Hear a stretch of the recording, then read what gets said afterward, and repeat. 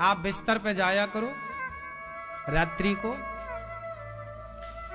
तो बिस्तर पर जाकर के चित लेटा करो बिल्कुल सीधा, आकाश की तरफ मुंह करके, ऊपर की तरफ सीधा।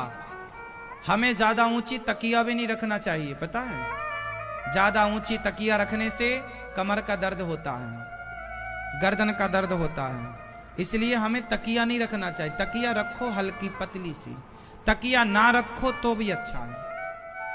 जो तकिया रखने का सिस्टम है ये शरीर के लिए बहुत अच्छा नहीं है, पता है आपको?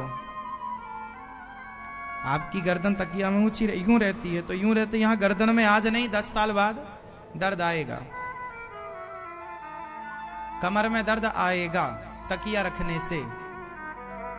पहले के लोग जमीन पर सोते थे, तकिया हाथ की रख लेते थे, हाथ की तकिया ठीक है, थोड़ा सा ऊंचाई ठीक है, एक लेवल। बहुत कुछ लोग तो 2-2 तकिया रखते हैं। जो 2-2 तकिया रखते हैं इनका कमर में और गर्दन में दर्द आएगा आएगा, लिख लेना। कोशिश करो कि तकिया ना रखो, जैसा हम बता रहे हैं वैसा करो। रखो तो हल्की पतली सी तकिया, सॉफ्ट तकिया हटाओ, थोड़ा देर बिस्तर पर सीधा लेट जाओ, और जब नींद जिनको ना आए आप गहरी सांसें भरो। बिस्तर पर लेटे लेटे योग चालू, गहरी सांसें भरो। लेटे हैं आप, भरो, उसे रोको और फिर धीरे धीरे 3 भागों में उसे छोड़ दो। आप 5 मिनट करेंगे, 5 मिनट के अंदर आपको नींद आ जाएगी। ईमानदारी से आप यदि ये कर लें तो जो नींद की समस्याएं हैं, क्योंकि बॉडी में जब ऑक्सीजन पर्याप्त होता है तो ऑक्सीजन से मन जुड़ा हुआ है। मन देखो, नींद ना आने का कारण है मन अशांत। नींद तब आती है जब मन शांत हो, और शांति कैसे मिलेगी? ध्यान से। ध्यान करने से ना संसार से कनेक्टिविटी कम होकर ईश्वर से कनेक्टिविटी, और आपकी जो एनर्जी है, जो मैंने पूर्व में कहा कि जो आपकी नाभि है उस नाभि के नीचे अपनी एनर्जी ना जाने दो। कोशिश करो कि आप गृहस्थ में रहकर भी ब्रह्मचारी रहें। भोगों से मन हटाकर धीरे धीरे मन भगवान के। ब्रह्मचर्य की शक्ति को समझते नहीं हैं, वो पूरे शरीर की एनर्जी है।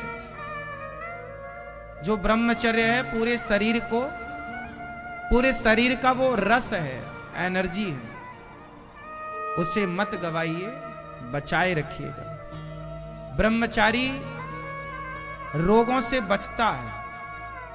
भोगी विलासी को जल्दी रोग होता है, ब्रह्मचारी को रोग नहीं होता, क्योंकि रोगों से लड़ने की जो क्षमता है वो आपके उस तेज में है, और वो तेज नष्ट हो गया तो बीमारियों का घर।